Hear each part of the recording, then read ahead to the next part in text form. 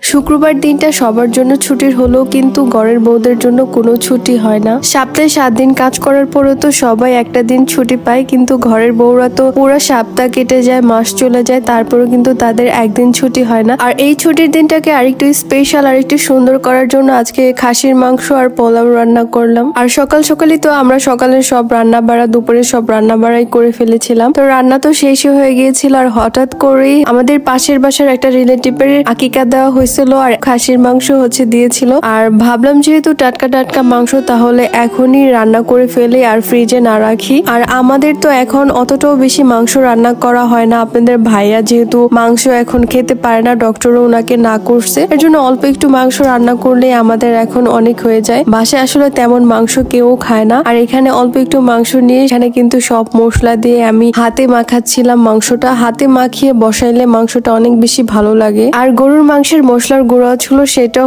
দিয়ে দিলাম। আর সবকিছু দিয়েই তো আমি মাংসটা বসিয়ে ফেলেছিলাম। আর অল্প একটু মাংস দেখে তাই ভাবলাম যে আরো যেন তাড়াতাড়ি হয়ে যায়, এর জন্য কিন্তু প্রেসার কুকারে আমি মাংসটা বসাই দিচ্ছি। আর প্রেসার কুকারে দিয়ে আমি এই মাংসটাকে ইলেকট্রিক চুলাতে বসাই দিলাম। ভিডিওর মাঝে আমার একটা ছোট্ট সিক্রেট শেয়ার করে, যেটা অনেক আপুরাই জানতে চেয়েছে যে আপু আপনি এত খাবার খাওয়ার পরে কিভাবে এত স্লিম রয়েছেন, আর আপনার ওজনটা কেন আগে থেকে বাড়ছে না? আপনি দেখি ভালোই স্লিম আছেন। যারা নিজেদের অতিরিক্ত ওজন নিয়ে অনেক বেশি চিন্তায় আছেন, যারা মাসে 5 থেকে 7 কেজি ওজন কমাতে চান, তারা কিন্তু এই হার্বাল স্লিমিং টিটা খেতে পারেন। এটা যেহেতু একটা হার্বাল অর্গানিক স্লিমিং টি, এর জন্য কিন্তু খুবই দ্রুত ওজনটাকে কমায়। আর আমি তো রেগুলার সকালে আর রাতে স্লিমিং টিটা খাই, যার কারণে আমার 6 কেজি পর্যন্ত ওয়েটটা কমেছে। আমি এই অর্গানিক স্লিমিং টিটা নিয়েছিলাম beauty by Lim Facebook page থেকে। তাদের পেজ লিঙ্কটা কিন্তু আমার ভিডিওর ক্যাপশনে মেনশন থাকবে, আর স্ক্রিনে থাকা এই হোয়াটসঅ্যাপ নাম্বার থেকেও আপনারা এই অর্গানিক স্লিমিং টিটা অর্ডার করতে পারেন। আর এখন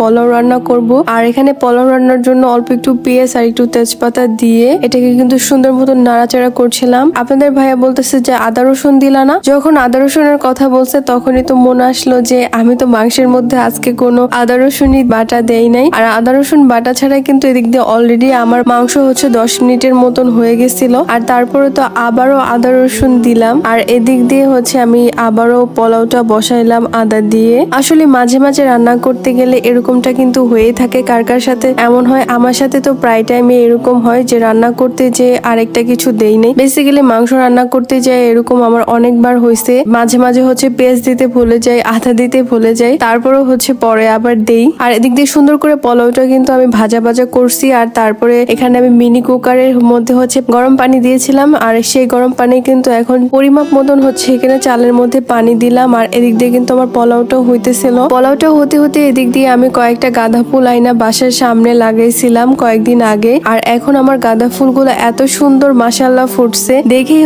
মন ভালো হয়ে যায়। এত সুন্দর, সকালে উঠলেও ঘুম থেকে বাইরের দিকে তাকাইলে এত সুন্দর ফুল দেখেই মন ভালো হয়ে যায়। প্রতিদিনই গাছগুলার কাছে আসি, দেখি গাছগুলা দেখলে অনেক বেশি ভালো লাগে। আর ফুলগুলা অনেক বেশি সুন্দর, আর বাড়িটাও অনেক বেশি সুন্দর লাগে এই ফুল গাছগুলা লাগানোর জন্য। আর আমি তো ঘরের জন্য কতগুলা গাছ আনছিলাম। আর এই গাছগুলাকে কিভাবে যত্ন করতে হয় সেটা তো হয়তোবা অনেকেই জানে না। ঘরের ভিতরে কিন্তু আলো বাতাস না পাইলেও কিন্তু এই গাছগুলো সুন্দর মতনই থাকতেছে। আমি তো রেগুলারই গাছগুলোর মধ্যে পানি দেই, সুন্দর করে খুবই যত্ন নেই। গাছগুলোর মধ্যে পানি দিতে আসলেই মনটা অনেক বেশি ভালো হয়ে যায়। আর এই তো বারান্দার ব্যালকনিতেও কয়েকটা লাগাইছিলাম, সেখানেও রেগুলারই পানি দেই এভাবে করে। আর এদিক দিয়ে তো আমার মাংস রান্না, পোলাও রান্না সবকিছু শেষ হয়ে গেছে। আপনাদের ভাইয়া তো নামাজ পড়ে আসছিল।